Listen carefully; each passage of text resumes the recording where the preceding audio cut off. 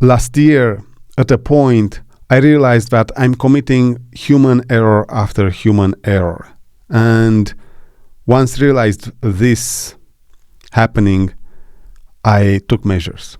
And at a point, I decided it is about time to stop and do something about it. And do something about it was the decision to no longer go out there if I cannot properly plan and prepare the trip, and then if I cannot go out there and up the mountain well rested. If I cannot plan and prepare the trip, and if I'm not rested well enough, then I don't go. And this was my decision last year. And day after day or week after week, I stopped going on the mountain or out there because I wasn't rested. I wasn't well.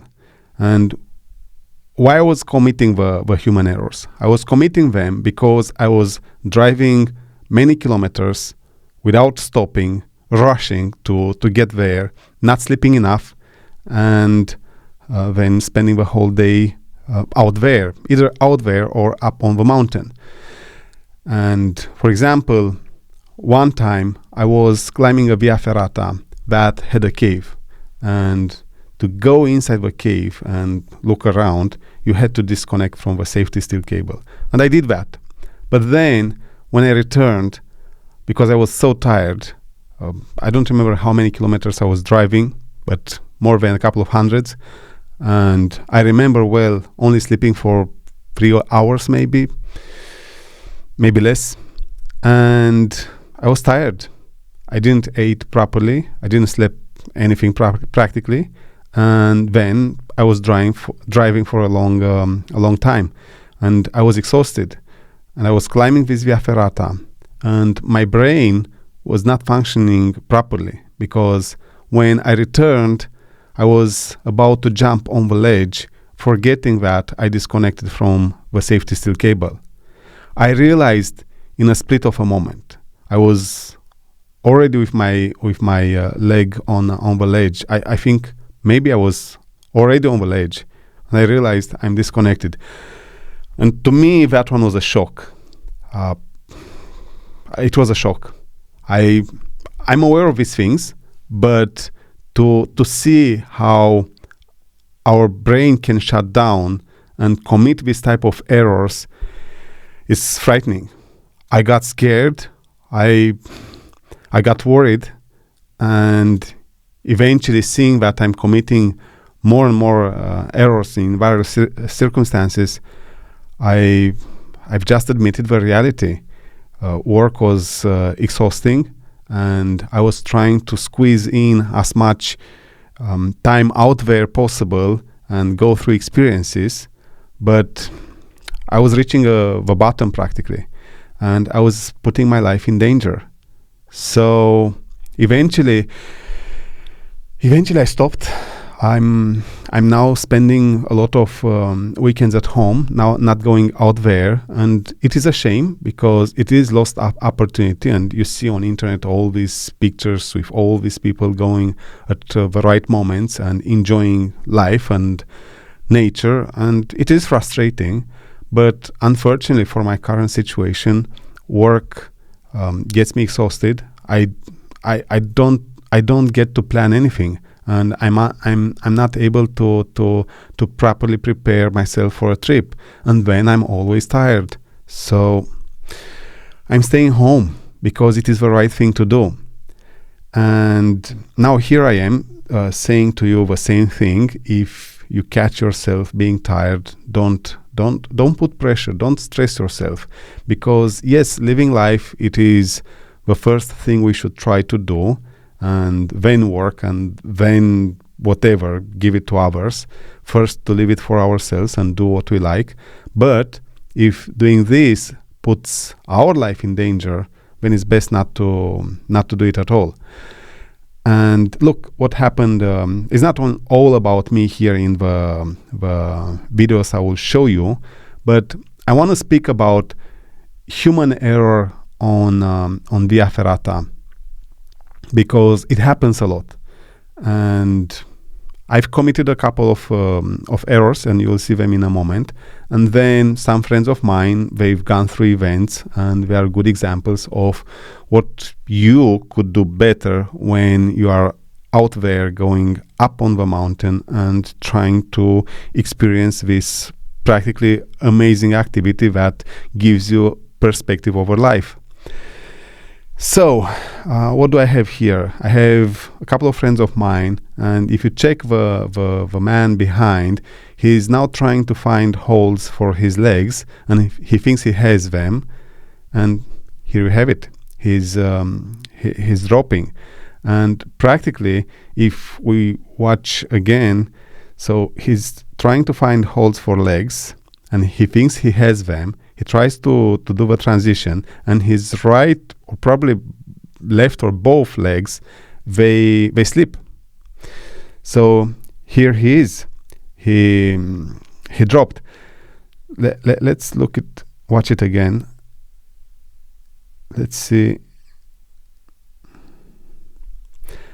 The right or the left leg, one of them slipped. And from there, what he did wrong was not using his left hand grip, because he had it, or he was supposed to have it. The idea is, the rule on rock climbing and Via Ferrata as well, is you should always, and also during mountaineering, when you use the ice pick, for example, or your hands, and you are hiking or trekking on and climbing on towards the summit on a more difficult mountain.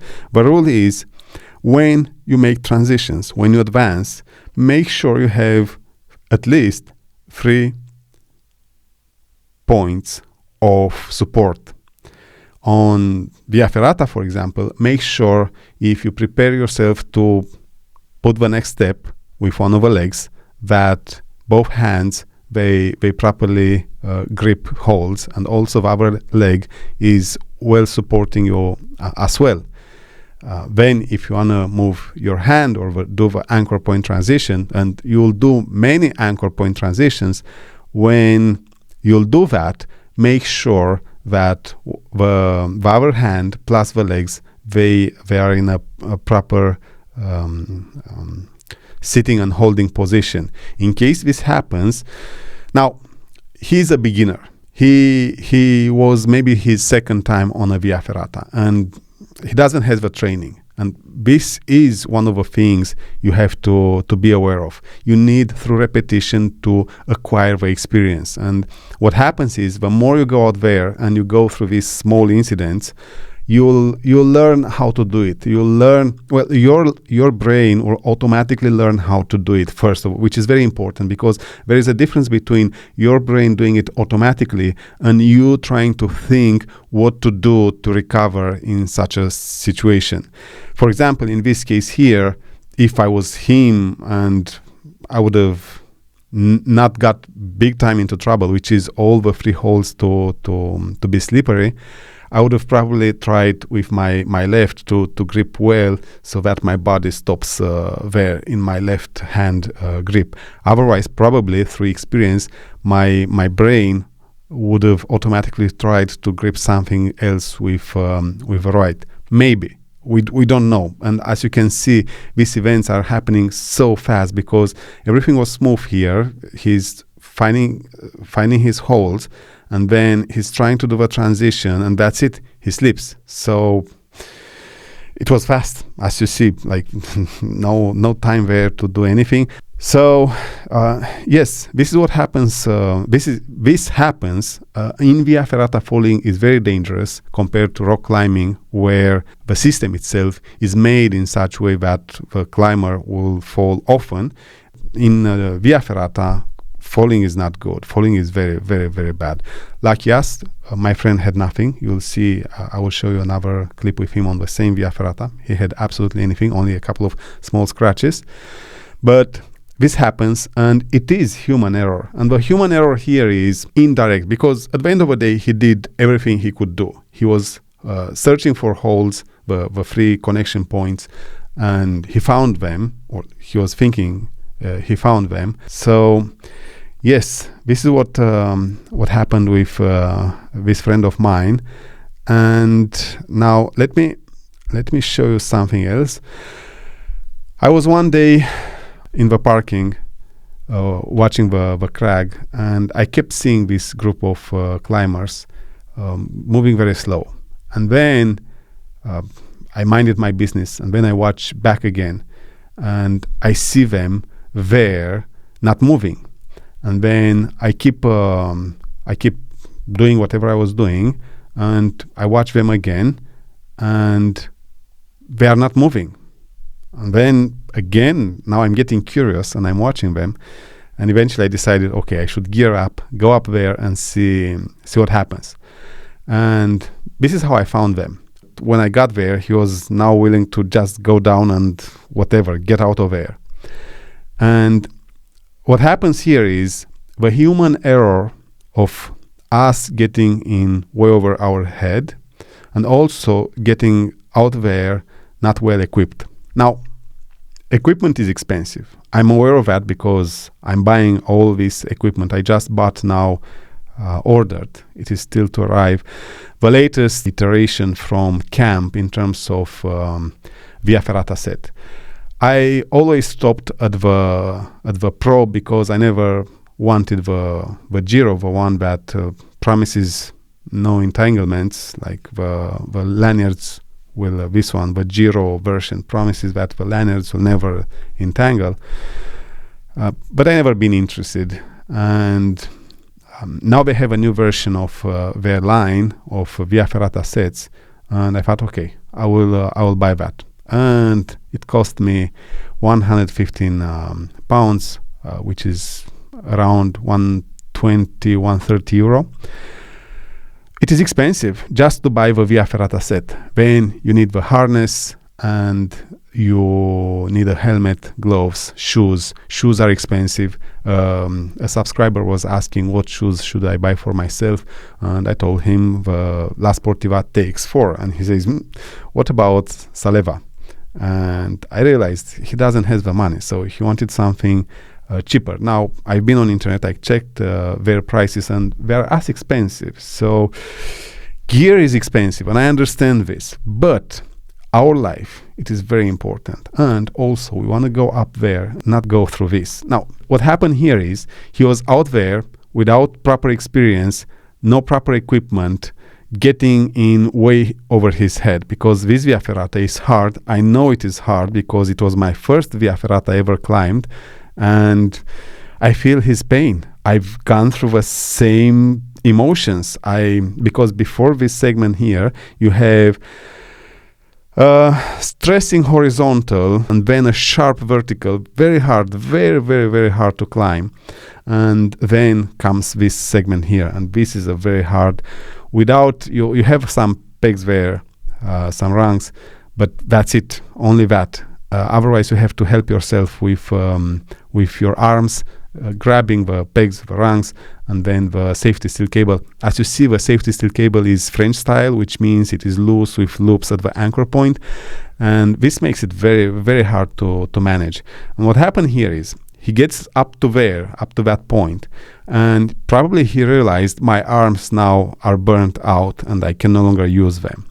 And in meanwhile, he probably decided to just connect the resting system to help himself. But as you can see, the resting system, it is way too long. The resting system should not be longer than the length of your arm. And in this case, it was way like almost as long as the lanyards of a Via Ferrata set fully extended. He wasn't also not properly using the equipment, because in these cases, first of all, you have to stop. Like, you connected the resting system, stop, leave the harness, the sitting harness and the equipment to hold you, and just rest. You need to relax and rest your arms, your legs, your body, your mind, your everything. Then, when you are okay, you need to build a strategy. And based on the strategy you build, you either continue or get out based on how confident you feel. And what he was doing here is, first of all, the right leg was way too high, no support for the left one. He wasn't using the equipment. He was supposed to use the equipment to sit, to push himself out with the legs, to create an angle so he can stay at the level where he is without dropping suddenly, and from there to step by step gradually go fully down into the equipment, safety equipment, and rest, and from there again with the legs to push himself a bit up and to push himself up again to where he now holds his right hand, to disconnect the equipment, like to move it below and come down, and that's it. Ask for help or just get out. And it is what we did. I got there, and the girl, she was trying to help him, but look at him, look at her. Even for me, it was very, very hard to help him because we are heavy. And if we try to help someone from a one-to-one force applied, it's almost impossible. You need to use systems. You have a 2-to-1, the 3-to-1, and so forth systems where practically with a smaller force you can pull. And well, we didn't have any system to help us here. I've gone there, and eventually I was able to help him get down, and then I helped everyone else to continue on the Via Ferrata, and then we returned after him, and we exited on a decent Via Ferrata.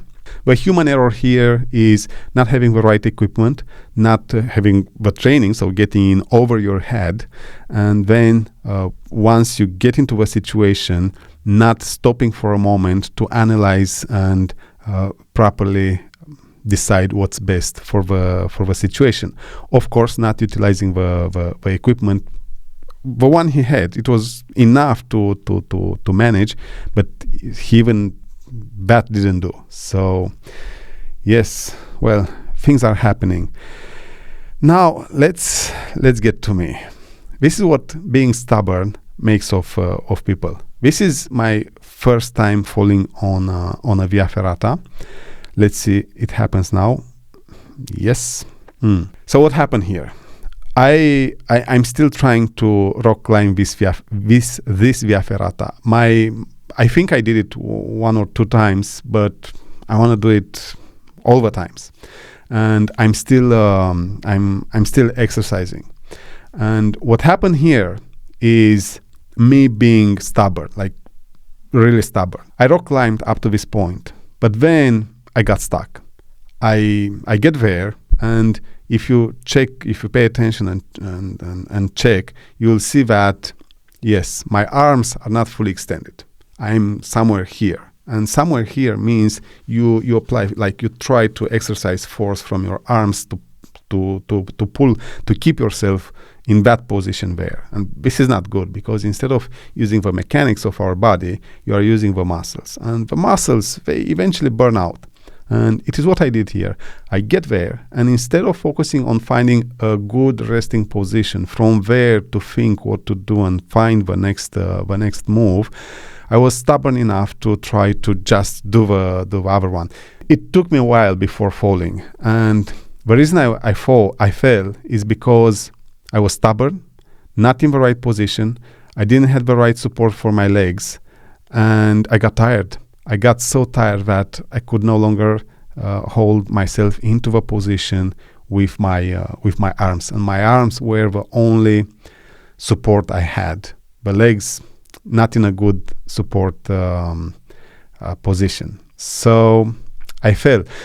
The problem here is my aim on Via Ferrata is to never stress the equipment. What this means is I'm trying not to sit into the equipment to rest. When I'm resting, I'm using my body. I find the proper holds, the proper resting position, to make sure I no longer need to put any force, and I leave my body to just sit. I'm standing. And this is how I usually rest on Via Ferrata. Of course, you have exceptional cases where this cannot happen, so you need to stress the equipment. I connect the resting system, and then I just sit in the sitting harness, and it is what it is.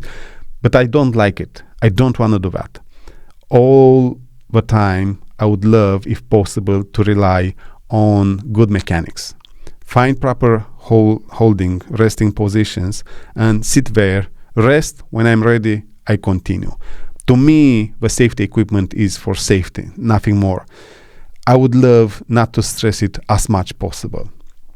So practically, I'm avoiding to fall or to sit into the equipment. Yes, this is what I did here. Now, the human error, it's clear. I was stubborn, and I didn't search for the correct resting position, and from there, as you could see, disaster followed. Not disaster, but something happened because it was a controlled fall, but still I fell, and I'm not proud of it. I have this video here where I was testing the equipment, and this is a frequent error people are doing. This device here is supposed to hold you on the vertical at that point where you put it under tension. This is the scope of this black device here. Well, the problem is, as you can see, it doesn't work. So now it does what it is supposed, but now I'm simulating a fall, and here is what happens. It's, well, you've just seen. Let's see it again. So now I'm putting it under tension. It works. It does what it is supposed to do. It holds me there. Now I'm simulating a drop, and it slides on the cable. It's not supposed to do that. And now I'm simulating again, and look, it practically disconnects from the cable, and I'm dropping altogether. So this piece of equipment, well, first of all, it is advertised as not safety equipment. It's not safety equipment. It's only aiding. And what aiding means is the purpose of that piece of equipment is to try to help you in specific circumstances, very, very specific. And what else they should write there on the manual is how precisely to use it. Because for this to function, you need to put it under load statically. What statically means is no sudden move. I'm here simulating the sudden moves, and it doesn't work. As you can see, I've tried a couple of times, and each time either it slided down, and well, if it slides, so it can get you into trouble, or otherwise it disconnected altogether, and I dropped to the ground. Practically here, the lesson is one of the human errors we make on Via Ferrata is not knowing our equipment well. It happened. I've seen people. It happens to myself as well. When I go, I have 2 tents, and I mostly go with one of them. I rarely go with the other one because that one I bought thinking that I will go during the winter and do winter mountaineering, and I will stop at the tree line and sleep in the snow. Well, it didn't happen yet because, well, it didn't. So I'm not using it that much.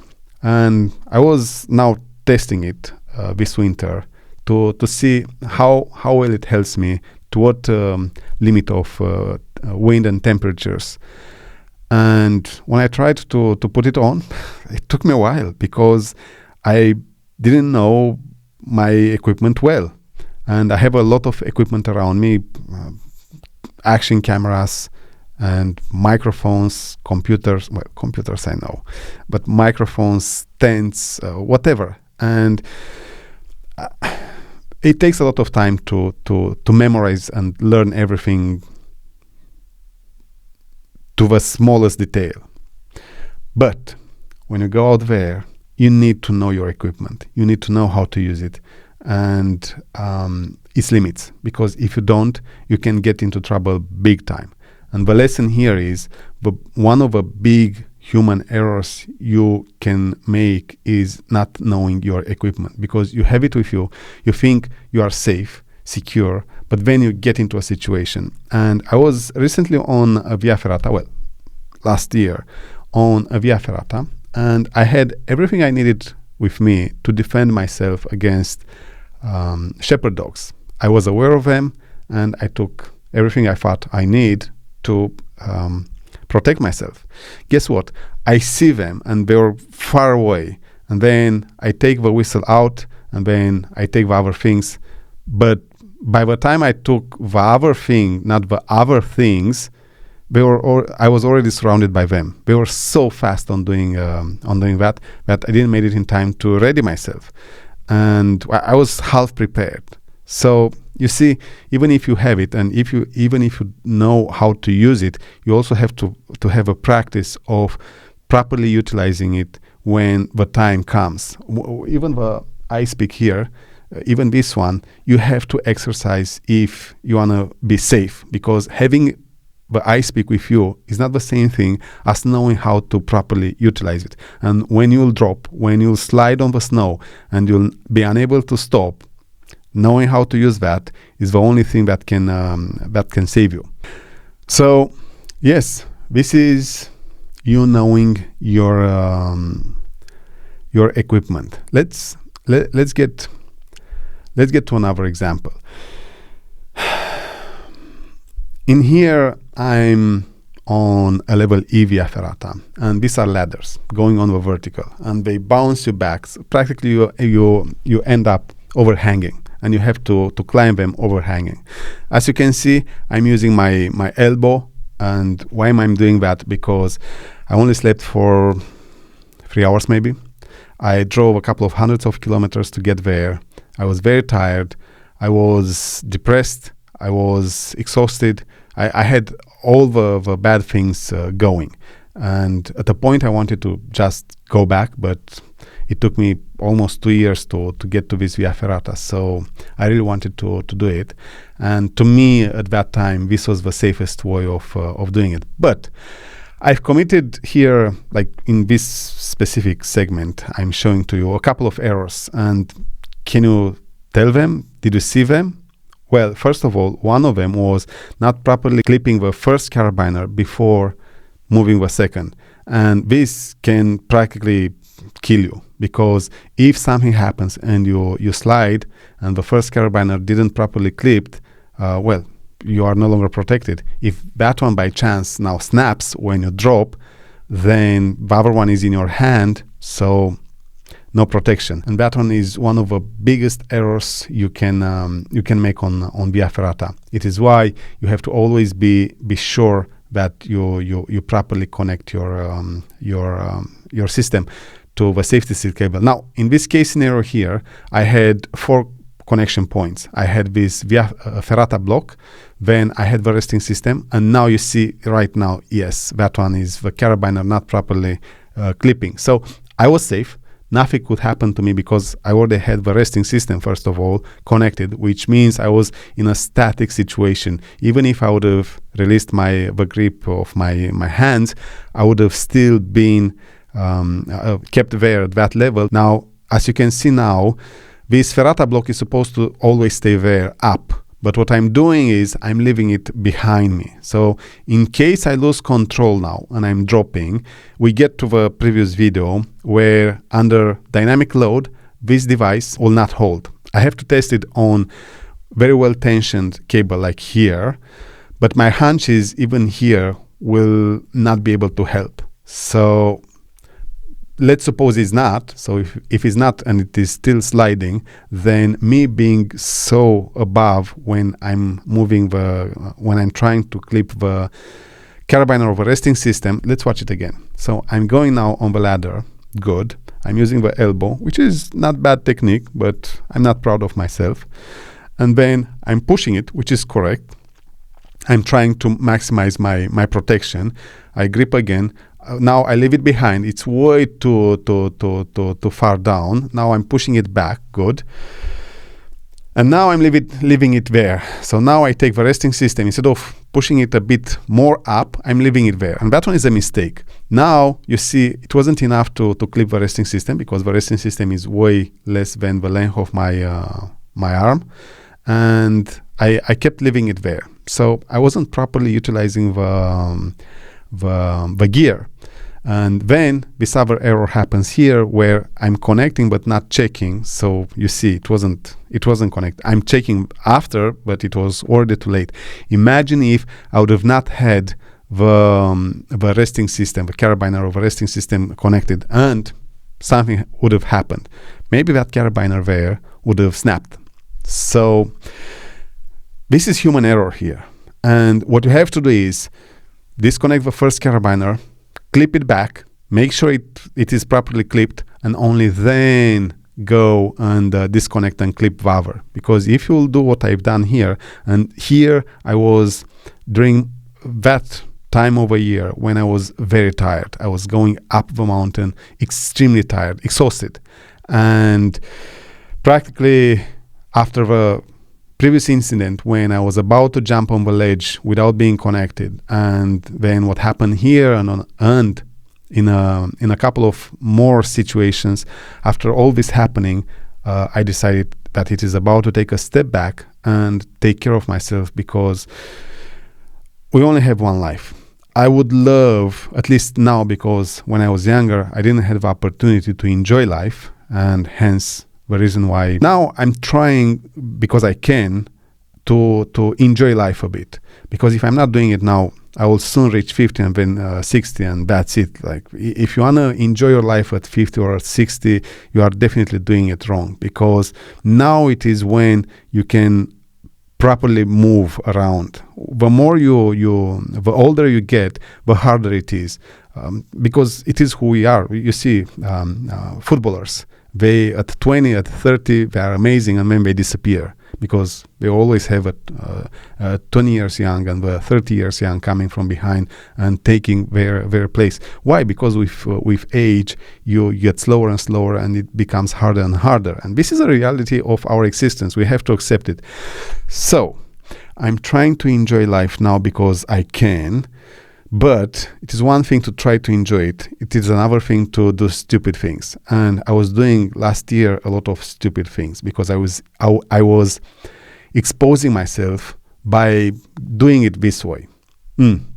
Good. So human error here, not properly connecting the carabiners, following the correct routine, then not properly utilizing the gear. Of course, going up there exhausted, without having had slept enough, and whatever else was happening to me. More human errors. Good. Now let's go to this. This happens a lot. My friend here, I am the one in the foreground holding the 360 camera and just sitting and waiting, because he didn't wanted me to aid him. He was stubborn enough to want to do it by himself, and what he's trying to do here is to pull himself up using the safety steel cable, and this is wrong. You should do it. You see, now he gave up on the idea of using the safety steel cable, and he made it, because the natural progression there was to just use the holds of the mountain. The problem here is, on this Via Ferrata, you have almost 4 meters, or maybe 4 meters between bolts. So 4 meters is a lot. And if you fall from a bit higher, because right now if you fall, practically you see where the carabiner is, so it's 3 meters. And if you fall from there, you have a fall of a 4 falling factor, which is a lot, like a lot. You'll feel it in your bones for sure. But using the safety steel cable is not practical, as you can see, and you have to use the mountain, the rock. Now, ideally here, you keep one hand on the safety steel cable, and then the other one you use to pull yourself up, or both of them, but by by using the safety steel cable as well. Why? Because if you lose control, as it happened to me in the previous video, then and you don't make it in time to grab the cable, then that one is a free fall, and well, you'll feel it for sure. So yes, this is what my friend did here. The lesson here is the possible human error here was relying only on the mountain. And in Via Ferrata, doing that, it is dangerous. So you should aim, I know it is not ideal, but you should aim to holding the safety steel cable with one hand as much as you can. Not to say on the German style Via Ferrata, for sure you should do that because it provides solid grip, solid control. On the French style Via Ferrata, it is dangerous. Like these moving cables here, these loose cables, they are very dangerous. I was in Italy on a Via Ferrata, and I got to an overhang on a vertical, and that Via Ferrata is very well built because it has the right elements at the right moment. On the vertical, you have loose cable with loops at the anchor point. Then on horizontals, you have well-tightened German-style cable, for example. And then you have the pegs, the rungs, the stairs, the bridges. Everything is there as it is supposed to be, and all the elements to protect you. Shock absorbers and things like that. But I get to this vertical, and it is an overhang, so I have to, from below the rock, I have to go a bit over outside and then grab the peg, and then I have to clip. And the cable is there, but it moves around. And if you lose control, you have to have very strong arm if you want to help yourself with that. Because if you don't have it, these loose cables are dangerous. And this is a situation where only relying on the rock is dangerous. It's not human error, it is a choice, but it is dangerous. So yes, but now I'm kind of transitioning from human error to how to do it, because I'm showing to you the same segment, different people. Now, as you can see here, I already clipped him to my aiding rope, aiding system, and this is an example of how to properly use your legs. Like he's using his legs very, very, very, very well, because the rope is not tension, so I'm not pulling him up, but he's using his legs very well while he's using the safety steel cable as well. He's the one doing it best out of, you'll see in a moment, 2 more examples, and he is the one doing it best.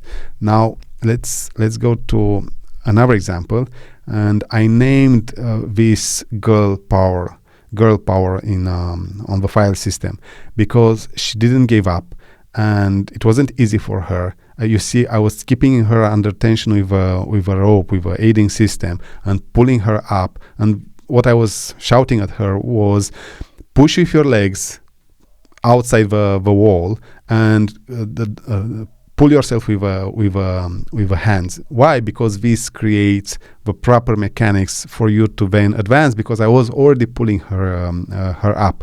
So here she loses control, and then I start pulling her up. And the idea was, you push yourself out with the legs, and you pull yourself in with the hands. This creates, this glues you practically to the wall, and from there you can walk on the vertical of the wall. It is girl power because she did very, very well. Now I can show you more girl power because she's doing it very well. What you can see here is very good leg workout. She's using her legs very, very well. Yes, she's practically doing what I was saying a moment ago. While I was pulling her, she was using the legs and arms. Now she makes a mistake here. She grabs the rope of my aiding system, and that one should not happen. Should not happen because the role of this system is to keep the climber under tension, and in case the climber loses control, then it will the drop will be static because the climber will stay there at that level. The rope is static, is not dynamic, so there is no elasticity, and if control is lost, then the climber will just bounce, but nothing more, will not drop. her grabbing the rope might create slack because she's trying to go on the rope. So between her hands and the belay loop will be slack, and in case she drops, now she has a dynamic drop. So her grabbing the rope there was wrong, but otherwise she used her legs and arms very quite well. So yes, this was me. I wanted to speak a moment about human error on Via Ferrata, sleep deprivation, then exhaustion, going depressed, not exercising, not knowing your equipment, pushing it too far away, like above your limit, stubbornness, being in a hurry, not checking when you clip the carabiners, not knowing how to utilize your body when on the rock. All these things are human error. And the human error comes from lack of knowledge, lack of training, lack of awareness, lack of many things. And ideally, you'll learn and stay and think about it for at least a moment before you go up there, because I see many people, they go there just because their friends are going, and they go with their friends, and if a friend could do it, they think I can do it. Well, yes, most of the times, or almost all the times, it is like this. But what if something happens? You've seen in the previous video with my friend losing control. In between me and him was our friend. She could not do anything, and me filming them coming up, I could not do absolutely anything. I could have go down and recover him if something would have happened and he needed aid, but that's it. When you are out there, it is only you, and you should only rely on yourself. It is why they say between climbers on Via Ferrata you should have at least one bolt, because if you are at this bolt here, you have one free, and then the other one, if a climber drops, will drop up to the one below and will not drop on you. So, for example, it is why we have rules. It is why you have to train. And the lesson here is you are always on yourself. You've seen I was aiding them, but the idea was challenge yourself. I will aid you with my aiding system to help you be safe while you are challenging yourself and going way above your limit. But that's it. Otherwise, when you go on a Via Ferrata, you'll have other climbers below or above you, but they take care of themselves. They cannot take care of you. They might help you by saying do that or that, but not that much. At the end of the day, it is you alone helping yourself. And it is how it should be. When you are on the mountain, the friendship, it is about talking without stopping, and then and this is not even about friendship, it is about personal responsibility. If something happens, you should be willing, and of course able, because it doesn't matter if you are willing or not. If you cannot, you should not do it, because otherwise you both will get into trouble, to help others. And that's it. When you are out there on the mountain, you should be self-reliant, because if you depend on others, then you have a problem, because you cannot complete the journey. And if something happens, if you are reliant on others, you will not be able to take care of yourself, because the others cannot. When that something happens, it is up to you.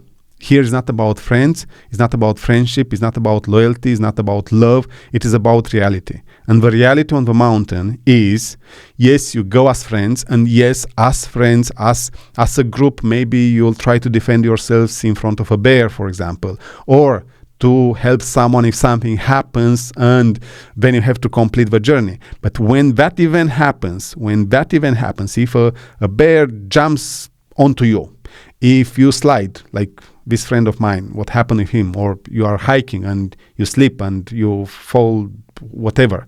So when this happens, it is only you. Nobody can help you there. Well, if you have someone who can grab you by chance, that one is a thing, but in reality, you see, everything goes so fast. It is very, very, very hard for someone to aid you or to help you when it happens.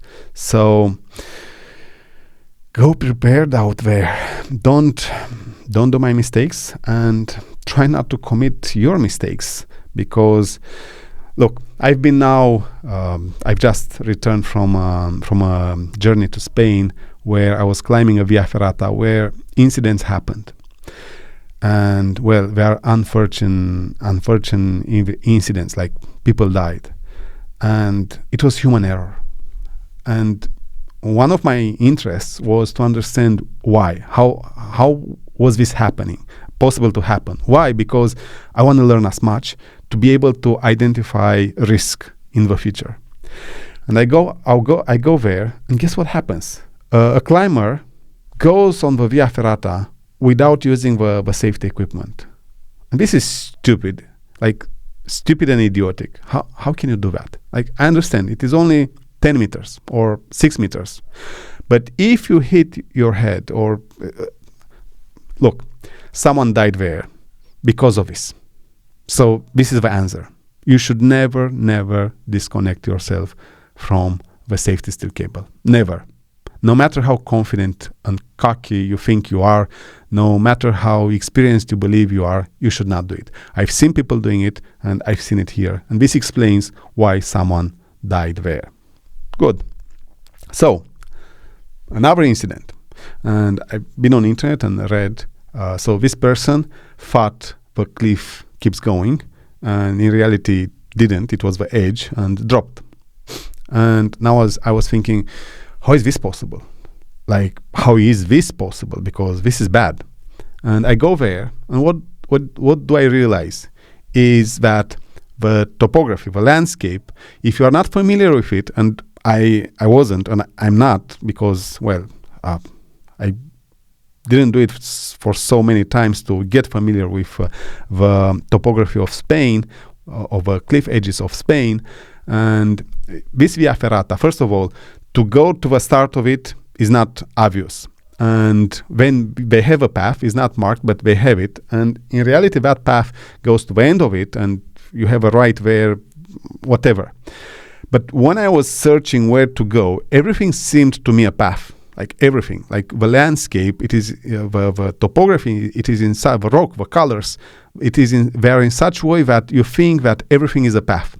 And you have a tendency to go with confidence.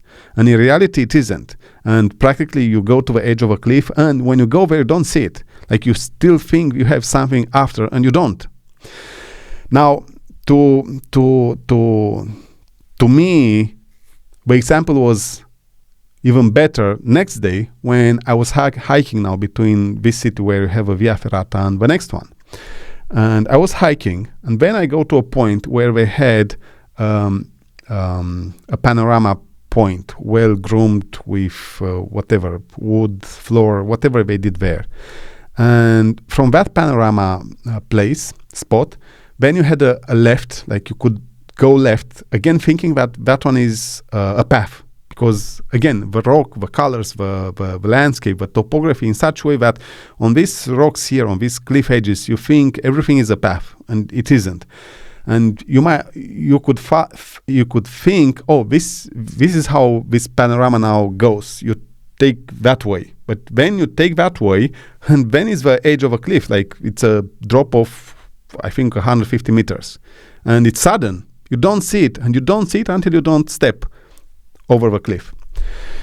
I don't understand why they didn't do something there to prevent this, like to put something, like you have this panorama point here well groomed, now put something for people to understand that they have to get back and then back on the trail.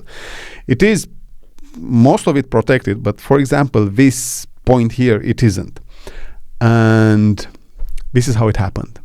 So when you go, and I've heard stories about people dying in climbers, like experienced climbers, rock climbers, dying in Romania. Why? Because the mountains of Romania are so different compared to the Alps, for example, like completely different. And this is how it happens. You need to do your homework. you need to be well rested, to have a clear mind, and to know your equipment, to know how to utilize it, and through repetition to exercise more and more and gradually go to the next and the next level, and of course to expect the unexpected. So take your time, don't rush, and try to the best of your abilities to be safe out there. You've seen in my example here, when I clipped the carabiner wrongly, I had contingencies there. Like I was using my elbow to properly hold myself.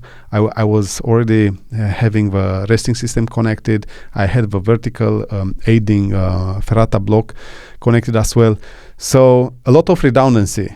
And this makes me slow on the Via Ferrata. And also sometimes it makes me old, because instead of being full of muscles with my shirt down and showing off, to then come here on internet and showing, well, to you, I'm, as you see me, I'm normal. And that's okay, because my priority is my safety.